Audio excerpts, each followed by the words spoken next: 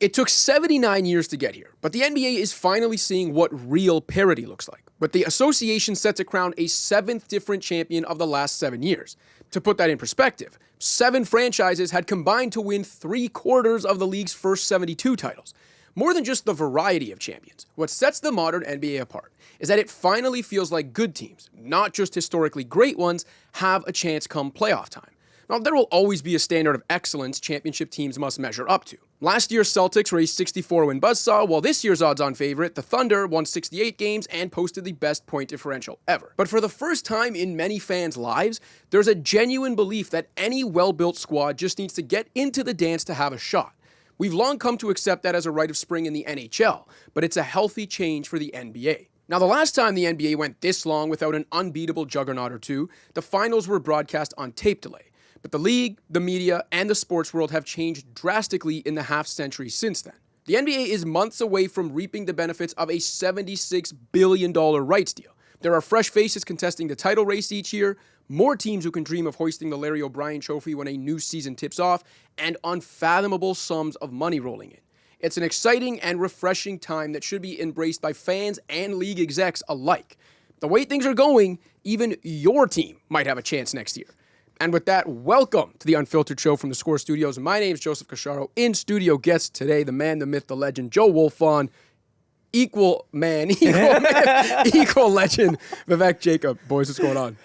Nothing much, man. Happy to be here. Happy to have you guys. Were you pointing at Charlotte Hornets fans when you said your team? I don't know, man. Right. I don't know how inclusive we want to be, but yeah, fair. That's a fair point because obviously not everyone has a shot. But I don't know. Okay, what are your thoughts on this? Like, the whole parity thing, like everyone's referencing the 7 teams in 7 years, and I know that's kind of what sparked this idea for me, but like I wrote about it this week, and what I found fascinating, and the reason I mentioned where it finally kind of feels like a good team just needs to get in to have a shot, and why that feels unique is even I looked at like the conference finalists in the last 5 years and compared it to the previous 5 before that. So like 2016 to 2020, the conference finalists looked a lot like they had for the majority of NBA history. 18 out of the 20 were top 3 seeds. All were top 5 seeds. Average wins 57. The last 5 years, the average conference finalist is like 52.6 wins. All 8 seeds have been represented, and the top 3 seeds only account for 55% of that field. So like it genuinely does feel like there's more balance in terms of just getting in. If you're a well-built team, you've got a shot. Agree, disagree? Are we overreacting to the 7 teams in 7 years thing? not necessarily. I think if you look at the teams that have won the title, though, like those have all been top 2 or maybe top 3 seeds. Like the Raptors were a top 2 seed, but this is going back to 2019, right? Now, yeah, if you look at just the last 5 years, it's 2021. But yeah, in terms of the 7 and 7, it's back to 2019. Yeah, so like Raptors were a top 2 seed. The Lakers were the number 1 seed. The Bucks, I think, might have been the one. They were the 3 seed the year that they won, and that might be the low. Like, I think in terms of the champions, we're still seeing like excellent teams win. And in terms of it just being like a different team every year, as opposed to seeing what we had seen largely in the past leading up to this last 7 years, where it's like 1 or 2 teams going on runs, winning 2 in a row, winning 3 in 6 years or whatever. I think there are like a few factors that have gone into that. One is I just think there is so much talent in the league right now, and like naturally that talent is more dispersed. And so there are more teams, like a wider pool of teams that can potentially win. I think injuries have played a huge part in that. And just I do think that is something that we've seen increase in the playoffs in recent years. And that's obviously had a huge hand in this as well. And then I think like a little bit the variance of just certain game-to-game outcomes because of how much three-point shooting has come to play a part in this. Like, I don't think that's a huge factor, but like specifically with probably like the Heat and their runs to the finals, like especially that 8-seeded Heat team that made it, I think in some of those series we were just seeing like jump shooting variance can play a big part in like swinging these outcomes. So there's a lot that's going into it. And I think if you talk about the future, the second apron restrictions that are sort of going to help, I think, disperse that talent even further, make it that much harder for teams to not only like build juggernauts, but sustain them. That's something we could see maybe like continue this trend into the future. Although, I mean, maybe the Thunder are the team that can challenge that. Okay, V, I mean, I'll let you jump in here, and I'll also ask you, do you think this is as good and as like refreshing and a positive a change for the league as I kind of made it out to be? Or do you look at it more like, hey, there's no actual proof of concept for the NBA thriving when there's parity? Yeah, I think first off, the big thing for me is we obviously see that there's way more talent in the league now than there were in years past. And so the thing that's encouraging is if you're building a team the right way, you can believe that you have a chance to win a championship. It's not just, hey, you have a chance to be a good team, have a good run for 4 or 5 years. No, you could win it all. And, you know, that old cliche of like, hey, who has the best player in the series? That's not as prevalent. It still matters, but it's not as prevalent as it was before. And so I think that's a big thing for teams that are building. And you look at the Pacers, for example, the depth that they have, and, you know, maybe some of the criticisms that they get for not having that top tier 1A superstar, they're able to get the job done because they have so much depth and they just keep coming at you in waves. And that's how you need to build in this new age. Now, is this sustainable for the NBA? I think that comes down to how it markets itself. And I think for a long time in the initial phase of the NBA, they marketed their teams. And so fans got attached to the Lakers or the Celtics. And then they had their phase where it's like, hey, get attached to the player, the individual. And so now I think there's got to be that clarity of, hey, okay, so we've got a lot of player movement. We've got a lot of changing teams in terms of who's winning it all. So what are fans supposed to get attached to now? Well, that's a question I asked even last year. I mean, we talked about it when we had the podcast going. I wrote about it at the time as like when I did my second Apron explainer. But one of the questions I asked I ended the opinion piece asking essentially like, does a league where there are no dynastic super teams and where juggernauts kind of rise and fall quicker than before because they're so, terrified of the more punitive tax penalties, but also the apron restrictions. Does that lead to a league like this parity-filled league that people are just so enthralled by because of the change of a year? Or does it actually kind of lead to a league full of teams and a league itself without an identity where where fans almost like lose an attachment? Now, I guess to a certain extent, like if you're in a city, if you're a hardcore fan, you're not just going to stop caring about that team because the players are always changing. But I do think maybe when you're talking about like a casual fan or a fan watching teams that aren't their own, there might be a bit of detachment if the cast of characters is changing so often. Like, you know, we're going to talk about Knicks Pacers later, but like one of the beautiful things with that rivalry in the 90s or any of those 90s rivalry, like, it was basically the same teams every year, right? Like maybe the eighth man got changed or something, but for the most part, those teams were the same thing every year, and it led to the storytelling and the story building. And I do wonder if that at all ends up being a detriment in the second Apron era. Yeah, I think that's like two separate conversations, right? Like, I don't think that parity on its face has to be bad for the league. It's good that more fans can go into a season being like, hey, we've got a shot. And especially because I think we are in an age where there are all of these different magnetic stars in the league that have completely distinct games. Like, there's a diversity of styles, of personalities, and lots of things for both hardcore fans and casual fans to kind of glom onto and appreciate watching the NBA playoffs. That on its own doesn't have to be a bad thing, but I think in terms of what you're talking about with the continuity and the potential lack of continuity that might be a downstream effect, an unintended consequence of the second Apron stuff, I do think that that could be detrimental. Like, people do forge really strong attachments to teams and their players and their identities that are built up over years and years. And I think if we lose that, in a way, we do lose a piece of like the soul of the NBA and what makes it great. So I wouldn't cast that aside. Like, I do think that's a potential concern. Yeah, and I think that's also, and I've said it like 1,000 times now, but that's also why I keep going back to the fact that like they just didn't need this when it comes to like how restrictive the new CBA is, because the path to parity had been laid already. Like, anyone who wants to attribute what's happening now to the new CBA, it's like, no, this path had been laid over the last 7 years. And it was, like I said, even if you look at the last 5 years of conference finals, 3 of those years were before the new CBA was signed, and 4 of them really were before any of the effects had taken effect. So like, I'm not going to hear anyone's argument for like, oh yeah, look at the new CBA working. The path to parity had been laid already. Yeah, and I think this is where it becomes difficult, where you look at a team like the Celtics that had set itself up for years of contention, and now one injury, and we're already talking about, oh, Now they've got to think about the luxury tax next season.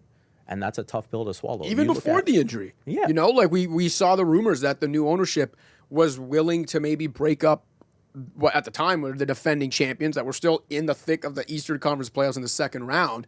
So yeah, before the injury, when they were still kind of a juggernaut, we were already seeing that they might be broken up.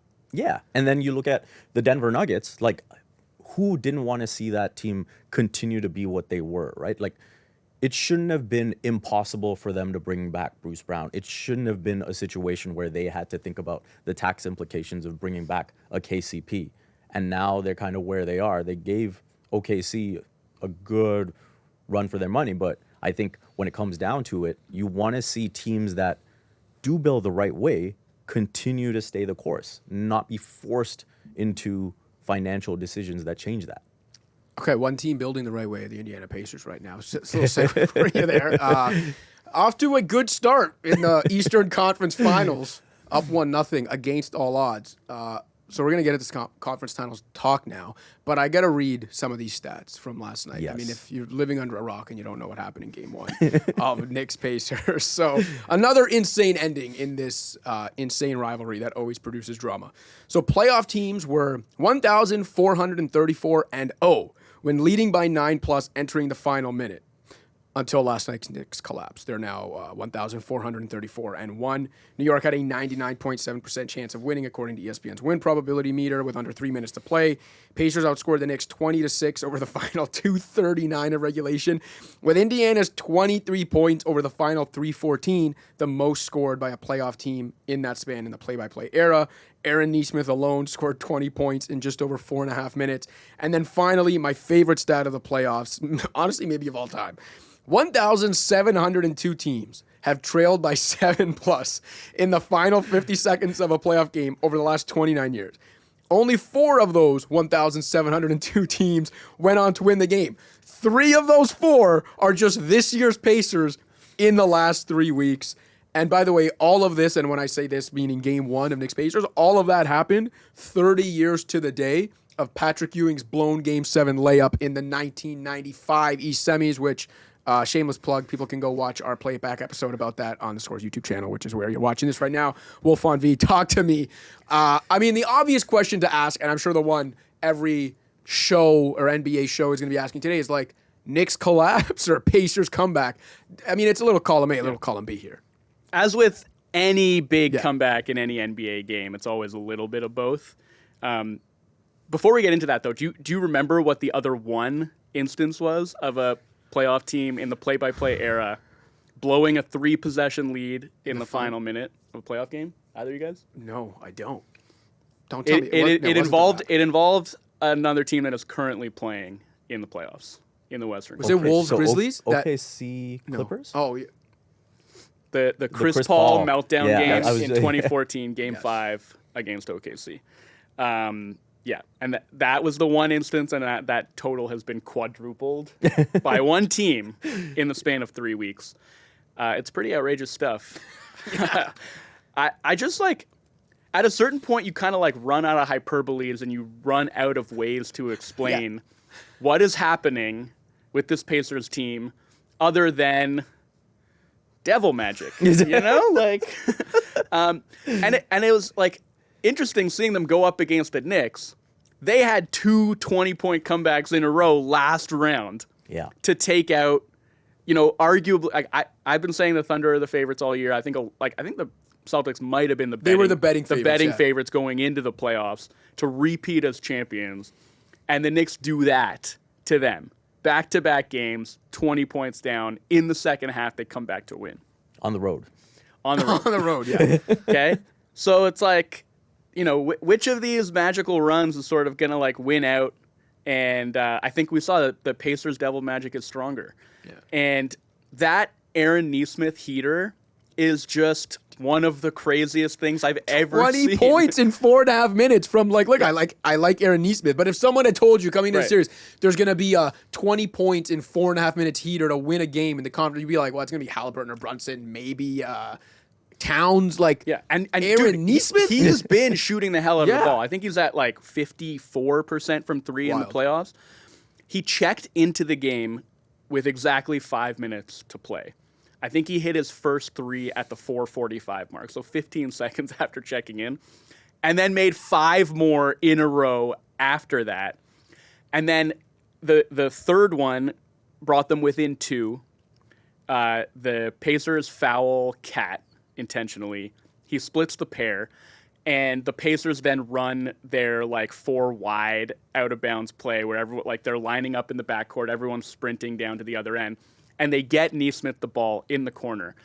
And this, I think, is going to be a topic of conversation because of how, it was already kind of a hot button issue. I've made my opinions on fouling up 3 very clear. I think it is mathematically the correct decision, approach, yeah. but it is horrible for the product, and I've always hated it and wanted it to be legislated out of the game. So for me, the fact that we've seen it blow up now a couple of times Thunder, in the playoffs, game 1 against Denver, that is justice served in a way, because I don't think it should be part of the game anyway. But in this case, I'm this is a human flamethrower. He cannot miss right now. Aaron Nesmith catches the ball in the corner with a chance to tie the game. Absolutely, you give the foul in that case. He makes the 2 free throws. Knicks very nearly throw the ball away on the ensuing inbounds play, but the ball magically trickles to OG, but he splits the pair. And then, it had to be Halliburton. Even though Nesmith was the one who brought them back into the game, it had to be Halliburton hitting the shot.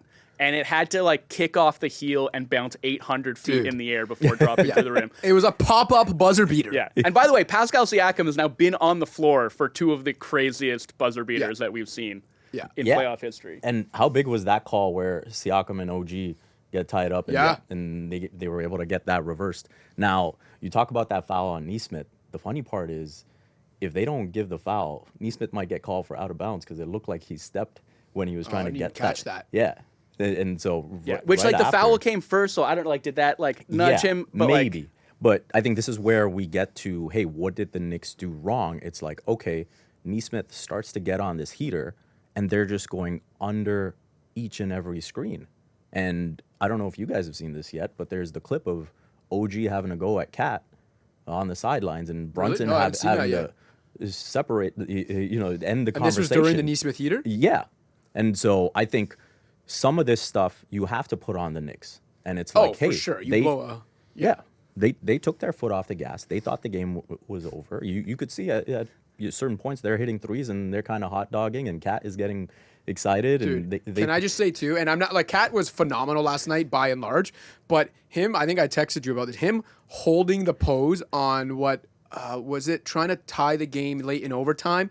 It was the last shot. Yeah, to tie, holding the pose, and it was very obvious that it was going to be short. And it's even if he had hustled for the offensive rebound, they needed a 3, what was he going to do? Put up a 2? But I don't know, just the image of Cat holding the pose while the clock was still running, and it's offensive rebound was up for grabs was just killing me. It's oh, Cat, why can you never, even when it looks like you slay the demons, something in there just never allows you to truly slay the demon. Yeah. Let's be clear, Cat was incredible. I said he was awesome. I said that. He was incredible last night. Offensively, he was incredible. That stretch, they go on a 17-2 run after Brunson goes to the bench with his 5th foul.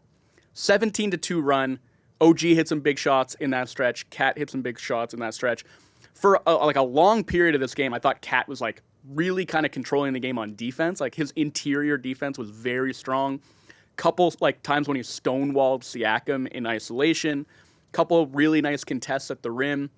And then, offensively, he was brilliant. So, yeah, it sucks, and it is very characteristic in a way of Cat for, the game to end with, a couple of blunders. Also, Nesmith hit at least one of those threes off of an offensive rebound scramble situation. I don't, think that, all of them you can sort of put on, the Knicks' coverage decisions.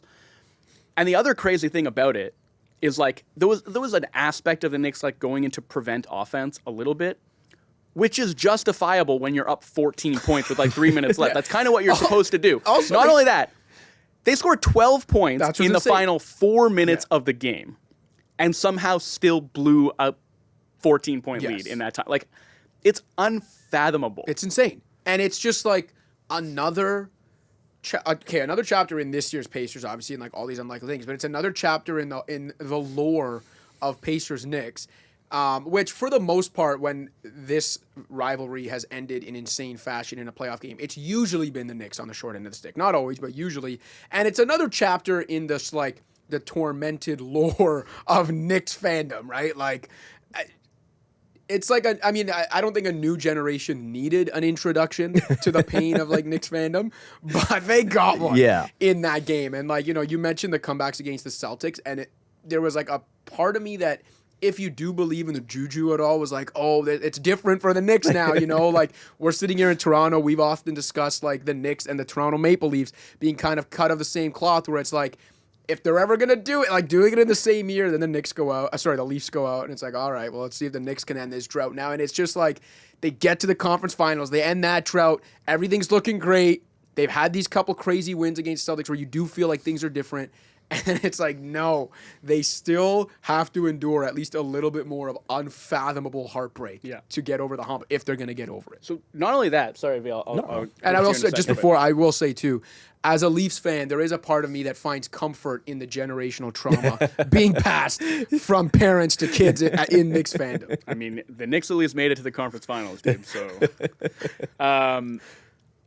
so that Haliburton shot only sends the game to overtime. His toe is grazing the line, right? Which, one more thing, if he had done this and then they lost in overtime, that kind of would have been great. Yeah. Still would have been an iconic moment. Yes. The Pacers lost the series in which Reggie did that. Yes. But they didn't lose the game in which he did it. So that game sends it to overtime. Knicks kind of steady themselves. They score the first 2 buckets of overtime. They're up 4 points. They're running out off of a stop, and Brunson looks like he has a lane to the rim. He goes up for a layup. Miles Turner swoops in from out of nowhere. Maybe goaltends the layup, but it gets called as a legit block. It was very close. But that is like another huge swing in an overtime, which is like already halfway over. There's 2.5 minutes left. And the Knicks have a chance to go up 6, and instead it's Miles Turner block, and they go back the other way, and Andrew Nembhard, like unsung hero of this Pacers playoff run, hits a 3, and it's a 5-point swing. And then they're just trading buckets the rest of the way. And then what winds up being the winning bucket is Nembhard on that 45 cut. Josh Hart just like completely loses him, like inexcusable at that moment of the game. He hits the game-winning layup, then makes like the game-saving defensive play, knocks the inbounds pass off of Brunson out of bounds. In all these comebacks, there has been a Nembhard moment, whether he's hitting a 3 or making a huge defensive play or both, and that shouldn't get skated past here either. Like, he's been a huge part of all of these comeback wins for the Pacers.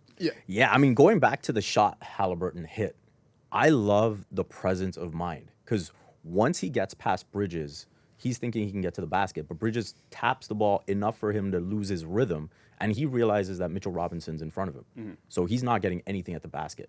And that's when he's retreating. He's looking at the clock at the other end, knowing how much time he has left, and knows that it's got to be a jumper, right? And I thought that was just brilliant from him to have that presence of mind in that moment, because how many times would we just see a guy lose that control and then just throw up? Especially in the dying seconds, they're kind of like panicking and desperate. Yeah. Also, and I know, listen, like, you can pinpoint or pick out any like little thing over the course of 53 minutes when it ends up being an overtime game, a 1-possession game. But I don't know if you guys remember, OG Anunoby smoked a layup, like a fast break, 1-on-0, could have been a dunk, kind of messed it up in midair. Obi Toppin smoked a dunk. Yeah. But yeah, OG, the ghost. Didn't smoke the one that mattered, though. No, he did OG, not. the ghost of a still alive Patrick Ewing just overcame him in that moment, and he smoked the layup, and oh boy, did it burn them. Okay, we don't have too much time to talk Wolves Thunder, and also by the time most people watch this, it'll be like game 2 already of that one. But before we get to the final topic, I'll just ask you both of you, we can lead with you this time. Do either of you have a problem with it? Because it was a big point of contention after the game. It's been a point of contention all year, which I think is a little BS. But do either of you have a problem with the whistle Shai Gilgeous-Alexander was getting in game 1 of the series? I don't have a problem with it. I do think there's maybe a bit of a differential in terms of the consistency. And I think that has just been a general widespread problem in terms of just like superstars get the calls, and this is the guy who is now the MVP of the league. And so is he getting maybe a few more calls than certain other guys might get? Sure. But I do think, I'd say at least 80 to 90% of the time, he is using his skill to get guys in trouble. And it is a skill in the NBA to be able to get to the free throw line 8 to 10 times a game. And that is something that, you know, there's a lot of players in the league who we see in the regular season be able to get to the free throw line, and then all of a sudden the playoffs come and they're not able to find that process work. And Shai has found that path. Now, are there one or two calls that you look at and say, hey, this is a bit funky? Sure. But beyond that, I don't see anything egregious. And also, he's putting that pressure on the officials. Like, this dude has led the NBA in drives per game for what, like 5 years in a row now? So if he's getting a couple calls a game that look kind of shaky, that's 2 times out of like 20 plus times per game that he's driving the ball into the teeth of the defense and putting pressure on the officials to like make a decision. So in a way, he's creating the circumstances that are enabling him to get to the line as often as he is. And it's not just like, he's not doing it with pure straight line drives, right? No, there is he's such a so funky... much change of pace, so much funk to his game, and his ability to get any defender who is guarding him off balance while staying perfectly on balance himself is his superpower. And he's able to utilize that to his advantage. And like, even apart from that, like, you can take all the free throws out of his game and he's still averaging like a super efficient, like 23, 24 points. Yes. Even if he's never getting to the free throw line. So to just like make that the one thing that you want to say, like harp on and say that like that's what his game is built around, I think is disingenuous, to say the least. Yeah. I mean, if your main takeaway coming out of that game isn't the Thunder defense and the way that they just completely walled off the paint, and like you look at the Wolves, they've averaged over 50 points a game in the paint over the course of this playoff run, and they had 20 in game 1. Yeah. That should be the talking point. If your main go ahead. I want to piggyback on that quickly because I think people talk about like math in today's game and like the math battle, and it frustrates me sometimes when everyone just wants to make that about who took more threes, and there's so much more to like gaming out the math in today's game than just who takes more threes. Like 51 3-point attempts for the Wolves, 21 for the Thunder, but the Thunder outscored them 54-20 in the paint. Had a huge turnover differential as they do every game, right? Like, mathematically, is it good to take a lot more shots that are worth 50% more than the other shots? Yes. It's also really advantageous to give yourself 5 additional possessions per game through turnovers, right? And to dominate from the area of the court where you have the highest percentage shots. Yes. Yep. And so I think they're playing their own kind of math game, right? Where they're like, yeah, we might give up a lot of threes, but like we have the defenders who can like shrink in, help in the paint, and then fly out at you and make those 3-pointers uncomfortable. They were number 2 in 3-point percentage defense during the regular season. They're number 1 in the playoffs. I know that a lot of people want to say that's just like luck. You can't control how your opponent shoot from 3. I think to a certain extent that's true, but it's not 100% true. I think the Thunder definitely do impact their opponent's shooting with the way that they close out and the way that they can rush you. But then it's also like you're just making trade-offs, right? You're like, we're going to give up a lot of threes, but it means we're not going to give you anything in the middle of the floor. We're going to turn you over a ton. And like, that's what I'm interested in, right? And I'm like, can the Wolves tilt the math back in their favor by making more of their threes, but also taking better care of the ball, crashing the offensive glass more, because I don't think they won the offensive rebounding battle by enough in that game. So there's just a lot more to it than who takes more threes. And that's part of it, but it's far from the whole story. No, I think that's a great point. And, you know, you mentioned, like, if anyone's takeaway from that game is anything other than the Thunder defense, they weren't really watching. I agree with that, too. Going back to Shai, I'll also say if anyone has watched them all year, let alone his entire career, and their takeaway is that he's a free throw merchant or a foul merchant, then they haven't watched it, or they're just clowns and they don't know what they're watching. Because, like, I did an episode a couple months back when people were talking about this, and even coaches were complaining about the whistle he gets. And it was like, if you actually look at the numbers, even if you look at like percentage of jump shots fouled on, like all these numbers, he's not at the top. And some of the guys that were ahead of him, you'd be shocked. So, like, the fact that people have somehow drilled it into their own head that this guy's completely reliant on getting to the line, let alone that the league just came together at one point and decided, you know, that Canadian guard, that's playing in one of our smallest markets, we really think we're just gonna make him the guy now. We're gonna give him all the calls. Do people think about what they say when they say this stuff? Like, you really think that's the NBA's end goal for this season? Make a Canadian guard on one of the smallest market teams in the league the most unguardable guy? Like, what benefit would the league or the refs have from doing that? It's insane. But I think that's a great way to segue to our last topic of the day, because that Canadian guard on one of the smallest market teams in the league became the second Canadian to win MVP. It's the third time a Canadian's won MVP, of course, with Steve Nash winning it 20 years ago and 19 years ago. Shai Gilgeous-Alexander was the first Canadian scoring champion in league history, is now also an MVP. It was a two-man race all along. The only two guys that got first and second place votes, as should have been the case, were Shai Gilgeous-Alexander and Nikola Jokic. Shai ends up taking it home, so Jokic still at 3 in the last 5 years. Is this a unanimous panel here, or are we as divided as the voters were when it came to that top two?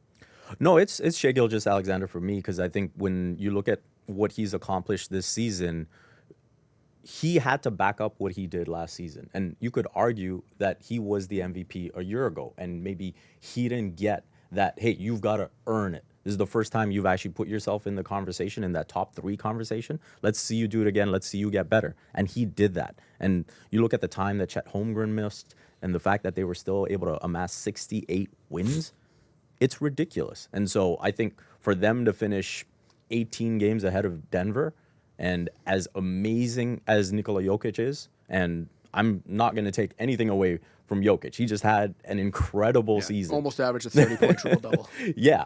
So there's nothing you can really say to criticize Jokic, but this is just about appreciating SGA and everything that he accomplished this season on both ends of the floor, right? Like, this is a guy that on a Thunder team that is so good defensively, you could still say is maybe the worst defender of the 5 out there, but he's still amazing. Yeah. And so I think you put the whole package together, this was, I think, a runaway victory. And, to get 71 first-place votes reflects that.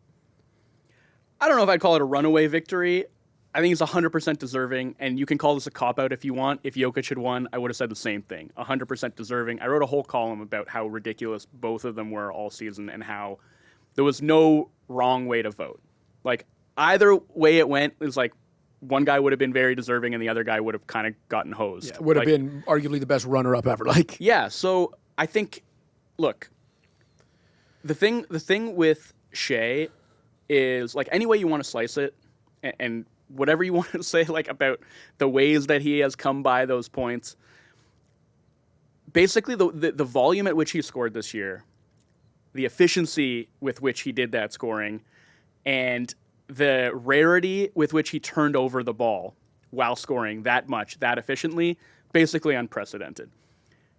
Did that while leading a team that won 68 games, had the best point differential of all time, one of the best defenses that we've ever seen relative to the rest of the league, and he's a big part of that. Yeah. He's a plus defender. It's inarguable. It's an ironclad case, and the only case to make against it would just be, here's Nikola Jokic, and he's one of the greatest we've ever seen. And having maybe the best season he ever had. Exactly. I said this too in the column that I wrote, it is a tribute to the seasons that both of them had, that Giannis Antetokounmpo averaged 30, 12, and 6 while shooting over 60% from the field and playing great defense, and was not even on the board. You couldn't even bet on him to win to win MVP. He was not even in the conversation. That's how far they cleared the field, these two guys. They were both unbelievable. Shai, I just having that level of season for the type of team that the Thunder were this year. I don't really see a lot of holes that you can poke in his case. No, you can't. And that's why even me, Wolfond especially knows this, but I can come up with some pretty impassioned reactions to award. Like, if I genuinely, like this guy should have won it, like, stop overthinking it. Like, don't be dumb when you vote. Just But this year, I really couldn't. As long as one of these two guys won, which we knew they were going to win, there was no impassioned plea for me to make for the other guy because they are both so deserving. Like, I usually don't like when people overthink and go, well, let's just give it to the best player on the best team, even though this other guy over here is clearly like, no, because in this case, best player on the best team was actually a deserving MVP in Shai. When you talk, like, having one of the best offensive seasons of all time, or at least scoring seasons of all time, while being a plus defender on one of the best defenses, certainly of the modern era, for a team that won 68 games and the best point differential ever, like, that's not just a standard, oh, he was the best player on the best team. That's like historic stuff. Yeah. And, on the flip side, if Jokic had won it while being 18 games behind, but having the best season of his Hall of Fame and then some career where he basically averaged a 30-point triple-double while carrying a team that had, if we're being honest, no business winning 50 games, 250 wins, both just incredibly deserving. And I love the Giannis note too, because that's now 2 seasons in a row where Giannis has averaged roughly in like those numbers on that efficiency and has finished, I believe, 3rd and 4th in MVP voting. And both years pretty deserved, like not a knock on Giannis. If that doesn't tell you the depth of just absolute top tier superstar talent the NBA has right now, nothing does. And one last point, just on like if you're comparing kind of Jokic and Shai and like the meaning of most valuable player or whatever, a lot of people who want to make the case for Jokic will say that the Nuggets are dead in the water without him, while the Thunder without Shai are still like a pretty good team. But there's nothing that says that like the difference between being a lottery team and being like a 50-win team like the Nuggets were is like a greater accomplishment than like Shai turning what would have been like an average-ish, maybe slightly above average team into like one of the greatest regular season teams we've ever seen. Yeah. And if you want to look at the on-off numbers, it's like that's always been a strong argument for Jokic. It's like, I think this year was like 22, 23 points per 100 possessions better with him on the floor. But if you want to just like not penalize Shai for having good teammates, which you shouldn't, the fact that the Thunder had it like a plus 17 net rating with him on the court. Like, that's what should be focused on, right? Like, I don't care how the team performed without him because that's not up to him. Yeah. They were plus 17 per 100 possessions with him on the court. Essentially the best team ever. Yeah. And, like, one of my favorite stats of the whole year is, like, if you look at Jalen Williams, his on-offs, right? Jalen Williams is awesome. Like, a great second banana. Yeah. With him on the court this year, the Thunder have, like, I think, a plus 8.7 net rating, which is, like, that's like a top 25 mark of all time if a team carries that for an entire season. And they were like 12 points per 100 better with him on the bench than with him on the floor. So, like, I just think, again, you could make a great case for either of these guys, but you can't make a great case against either of them. And you can't make a great case against Shai winning. So well said. V, any parting shots here? I think maybe some of the narrative coming into this season was just about the gap between Jokic and the rest. And I think Shai has been playing at a level where that gap is just not significant. Yeah. And so I think there's maybe other players you could look at and say, okay, if you put them on a 68-win team and all the accomplishments that OKC had as a team, that, hey, is there still too much of a disparity between Jokic and that guy? Maybe you say, hey, this is more of a conversation. I think Shai is just so good to legitimately be in that best player in the league conversation where he was absolutely deserving. Yeah, well said on both your parts. I think we just witnessed what might be the best MVP race of our life. Like, we could get great NBA seasons the rest of our lives and never see a 2-man MVP race like that again. I think that's a good way to put a bow on this week's episode. Hopefully next week's is as dramatic and the league gives us as much drama. We need a few more Knicks-Pacers games for that to happen. Wolfond, everyone knows they can find your incredible basketball writing and NBA features on the Score app. V, let us know where we can find your work. Yeah, Basketball Insiders, sportscasting, and my Substack at Raptors in 7 for all your Raptors content. For Vivek Jacob, for Joe Wolfond, for Zach and Adrian in the control room, my name is Joseph Casciaro. This has been The Unfiltered Show. Don't forget to like and subscribe, and I'll see y'all next week.